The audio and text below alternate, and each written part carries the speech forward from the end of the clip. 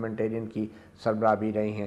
جی کشمالہ، ایک بڑے اعزاز کی بات تھی، مگر وقفے سے پہلے ایک سوال ہوا تھا کہ کیا سوچ کے آپ نے اس عہدے کے لیے درخواست ڈالی یا اپلائی کیا؟ کیا سوچ کے، کیا آپ نے کے ذہن میں کیا ویژن تھا؟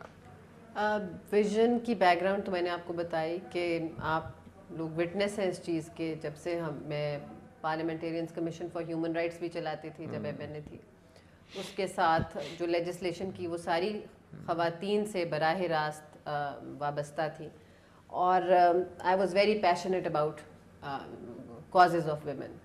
تو دوسرا یہ تھا کہ having a legal back ground, اور وکالت 10 سال تو ایس ایم ظفر صاحب کے ساتھ کی، پھر پارلیمنٹ میں آ گئے، پھر آگے کام چلتا رہا. تو وہ کرتے کرتے دونوں چیزیں بلینڈ ان کر رہی تھیں.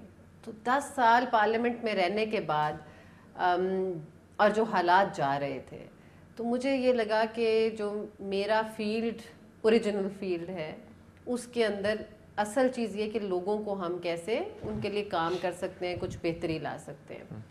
تو حالانکہ آپ کے سامنے الیکشنز بھی آنے والے ہیں، چند ہی مہینوں کی بات ہے، تو دونوں آپشنز کھلی ہوئی تھی، یہ بھی اور jumping back into the parliament بھی تھی. لیکن مجھے اس میں کام کرنے کا اسکوپ زیادہ دکھ رہا تھا. اس میں freedom to work for women and for those who are affected and who are victims, ان کے لیے مجھے یہ محسوس ہوا کہ I will be able to contribute more. کام بندہ وہ کرے جس میں آپ پیشنیٹ ہوں اور کچھ کر سکیں، اور ایسا کام کر کر جائیں کہ پھر پیچھے آنے والا اس کو اور آگے بڑھائے.